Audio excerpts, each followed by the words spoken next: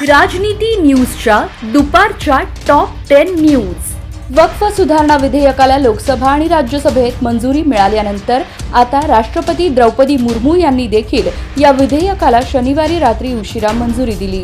त्यामुळे आता हा कायदा वक्फ सुधारणा कायदा 2025 म्हणून अस्तित्वात आला आहे।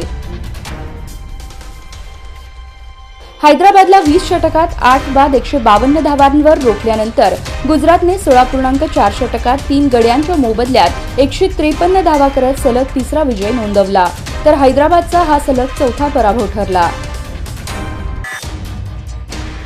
पायी जाणाऱ्या वृद्ध महिलेच्या जवळ येऊन चोरट्याने मावशी सॉरी सॉरी असे म्हणत त्यांच्या गळ्यातील 2 तोळ्याची सोन्याची चेन लुटून नेल्याची धक्कादायक घटना घडली आहे।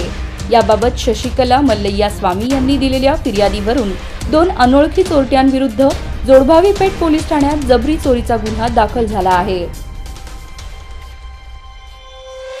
जुना पुणे नाका आणि जुना बोरामणी नाका येथून विजापूर रस्त्यावरील पत्रकार भवनकडे येणाऱ्या दोन्ही मार्गांवर गडकरी यांनी 2015 मध्ये 2 उड्डाणपूल मंजूर केले होते।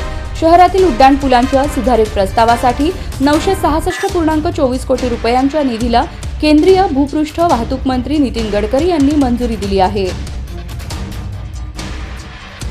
सध्या काँग्रेसचे भगीरथ भालके हे नॉट रिचेबल झालेत, तर राष्ट्रवादी शरद पवार पक्षाचे अनिल सावंत यांनी जनतेसाठी नुकतेच संपर्क कार्यालयातून सुरू केले।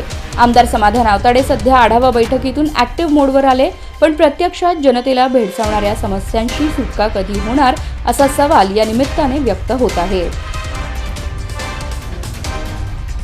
श्रीराम जन्मोत्सव समिती सोलापूर यांच्या वतीने सालाबादप्रमाणे यंदाही यावर्षी विविध धार्मिक कार्यक्रम हाती घेण्यात आले आहेत। यामध्ये शनिवारी सायंकाळी डॉक्टर हेडगेवार पटांगण येथे 151 होम हवन यज्ञ करण्यात आला। मर्यादा पुरुषोत्तम श्री रामचंद्र प्रभू यांची पूजा उद्योगपती बालाजी पवार यांच्या शुभ हस्ते संपन्न झाली। करमाळा तालुक्यातील कोर्टी येथे पत्नीचा गळा दाबून खून करून स्वतःही गळफास घेऊन आत्महत्या केल्याची घटना घडली आहे। युवराज लक्ष्मण शेरे वय 31 व रुपाली युवराज शेरे वय 25 असे मृत पती पत्नीचे नाव आहे। तो सतत पत्नीला चिडचिड करत होता। कुटुंबियांना देखील तो मागील 2 महिन्यांपासून व्यवस्थित बोलत नव्हता।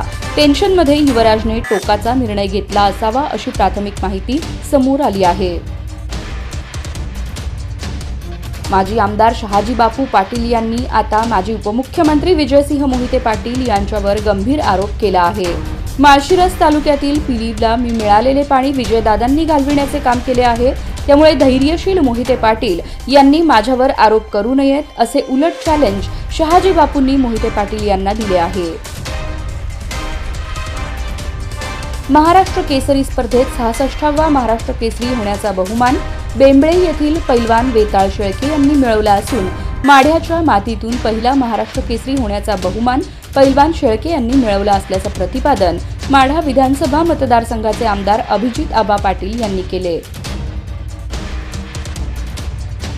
सोलापूर शहरातील दमाणीनगर देशमुख पाटील वस्ती भागातील रहिवाशांच्या घरामध्ये ड्रेनेजचे पाणी शिरल्याने नागरिकांची चांगलीच तारांबळ उडाली आहे। ड्रेनेजचे घाण पाणी नागरिकांच्या स्वयंपाकघरासह अन्य खोल्यांमध्येही शिरल्याने आरोग्याचा गंभीर प्रश्न पुन्हा एकदा उपस्थित झाला आहे।